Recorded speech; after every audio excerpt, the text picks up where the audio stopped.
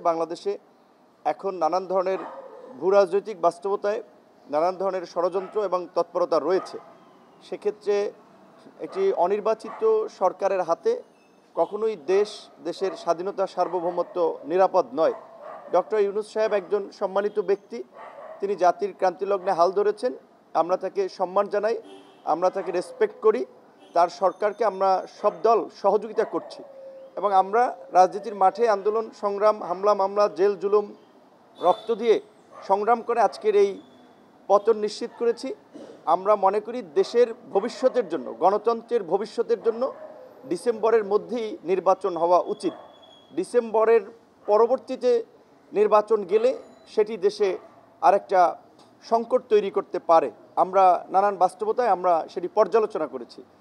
আর আমরা মনে করি যে জাতীয় ঐক্যমত্য কমিশনের কাছে যেহেতু ইতিমধ্যেই বিভিন্ন রাজনৈতিক দলগুলো তাদের লিখিত সংস্কার প্রস্তাবনাগুলো জমা দিয়েছে, আলোচনাও হয়েছে এবং আগামী 2-1 মাসের মধ্যেই তারা চাইলে যেই বিষয়গুলোতে ঐক্যমত্য তৈরি হচ্ছে সেগুলোর আলোকে একটা জুলাই চার্টার করে ডিসেম্বরের মধ্যে নির্বাচন তারা করতে পারে।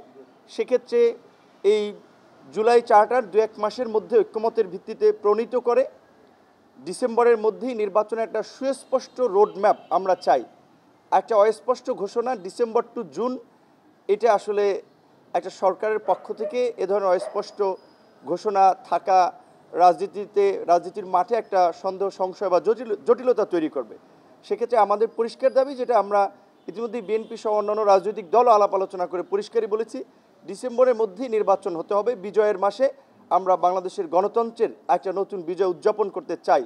একই সাথে আওয়ামী লীগের যে রাজনৈতিক তৎপরতা আমরা দেখতে পাচ্ছি যে জুলাই অগস্টের পরে গত কয়েক মাস এটা না থাকলেও এই যে পুলিশ সহ বিভিন্ন বাহিনীর উচ্চপদস্থ পদে রদবদল করা হচ্ছে, যেখানে রাষ্ট্রের একটা স্থিতিশীলতা আসবে, বরং আমরা দেখি সেখানে আওয়ামী লীগের রাজনৈতিক কর্মকাণ্ড কিন্তু বাড়ছে, তাদের নানান ধরনের তৎপরতা চলছে।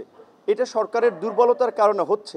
সেক্ষেত্রে ফ্যাসিবাদের বিচার করা কিংবা আওয়ামী লীগকে নিষিদ্ধ করার প্রশ্নে সরকারের পক্ষ থেকে শক্তিশালী ভূমিকা আমরা দেখতে পাচ্ছি না। বরঞ্চ সরকারের, আপনারা শুনেছেন এর আগে বলা হচ্ছিল যে বিএনপি না চাইলে তো হতে পারে না, সেখানে বিএনপির অবস্থান পরিষ্কার করেছে। কাজে আওয়ামী লীগ এবং ফ্যাসিবাদীদের নিষিদ্ধ করার প্রশ্নেও আমরা সরকারের একটা শক্ত পদক্ষেপ আশা করছি। একই সাথে এই সরকার যেহেতু একটি নিরপেক্ষ সরকার, যেহেতু ছাত্র আন্দোলনের নেতৃত্বে থাকা নেতাদের একটা অংশ একটা দল গঠন করেছে, এখানে মিডিয়া সহ সবাই যেভাবে একটা ন্যারেটিভ দাঁড় করানোর চেষ্টা করছেন যে এই ছাত্ররা গণ অভ্যুত্থান করেছে বা গণ অভ্যুত্থানের নেতা, এই গণ অভ্যুত্থানে বৈষম্য বিরোধী ছাত্র আন্দোলনের ছাত্র দল ছিল, শিবির ছিল, ছাত্র অধিকার পরিষদ ছিল, ছাত্র ইউনিয়ন ছিল, দলমত নির্বিশেষে সকল ছাত্ররা ছিল। সেখানে ছাত্রদের একটা ক্ষুদ্র অংশ তারা সরকারে গিয়েছে, সেটাও আমরা সমর্থন করেছি। কিন্তু এখন যেহেতু তারা একটি রাজনৈতিক দল গঠন করেছে, তাই সরকারের নিরপেক্ষতার জন্য এই 2 ছাত্র উপদেষ্টার পদত্যাগ করা জরুরি। এবং আমরা এটাও বলতে পারি, বিএনপির সাথে আমাদের আলোচনা হয়েছে, গণ অধিকার পরিষদের পক্ষ থেকে শীঘ্রই যদি ছাত্র উপদেষ্টারা স্বেচ্ছায় পদত্যাগ না করে কিংবা প্রধান উপদেষ্টা এই বিষয়ে ব্যবস্থা না নেয়, গণ অধিকার পরিষদের পক্ষ থেকেও এই বিষয়ে কর্মসূচি দেওয়া হবে। আপনাদেরকে ধন্যবাদ।